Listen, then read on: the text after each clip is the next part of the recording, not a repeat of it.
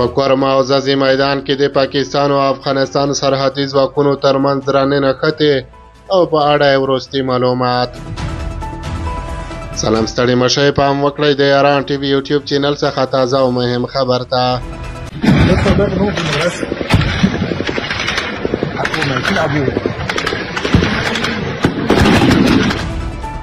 د پاکستان امنیتي سرچینې وايي د پاکستاني او افغان سرحدي ځواکونو ترمنځ د پاکستان په کوزا کورم علیزی او د افغانستان د خوست ولایت په ځاځي میدان سیمو کې سختې نښتې رامنځته شوې دي.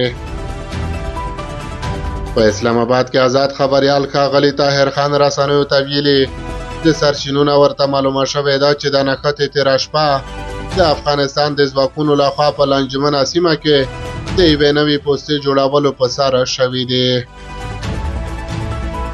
آزاد خبریال طاهر خان د پاکستان امنیتي سرچینو له خوا وویل د نښتې پر مهال پاکستاني ځواکونو د افغانستان یوه پوسته هم په نښه کړې ده. پاکستاني چارواکو ادعا کړې چې د افغانستان ځواکونو ته زیات زیان رسولی او یو افغان پوسته او یو ټانک یې هم له منځه وړي دي. د افغانستان اسلامي امارت د دې ادعاو په اړه څه نه دي ویلي او نه هم له پاکستان په رسمي ډول د دې جګړې په اړه رسمي معلومات ورکړي دي. آزاد خبریال طاهر خان وایي چې د افغانستان او پاکستان کې حکومتونو او ادارو سرحدونه غیر محفوظ کړي دي. نوموړی وایي اوس چې اکثره په پوله د دواړو خواو د ځواکونو ترمنځ نښتې کېږي، نو همدا علت یې دا وي چې دواړو غاړو ته ځایونو کې نوي پوستې جوړوي چې هلته یې جوړول نه وي په کار او بیا په جنجالي سیمو کې د پوستو جوړولو اقدام اکثره د نښتو لامل کېږي. د طاهر خان په وینا بیا هم که په پوله مشکل پیدا کېږي نو هلته د دواړو غاړو چارواکي، پوځیان او امنیتي ادارې چارواکي موجود وي.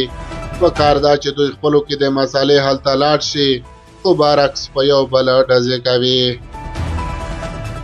د نوموړي په وینا د دواړو هیوادونو حکومتونه د خپل منځي مسالو په مذاکراتو خبرې ته سنجیده نه دي او په وړه وړه خبره پولې تړي چې دا په تجارت هم ناوړه اغیزه کوي او د حکومتونو او ولسونو ترمنځ هم د بې باورۍ روحیه پیاوړې کوي. پاکستاني او افغان ځواکونه اکثره د پولې سره نږدې پوستې جوړولو ته نه پرېږدي او تر دې وړاندې هم څو ځلې په پوله د پوستو جوړولو په شخړه د دواړو هیوادونو د سرحدي ځواکونو ترمنځ نښتې شوې دي.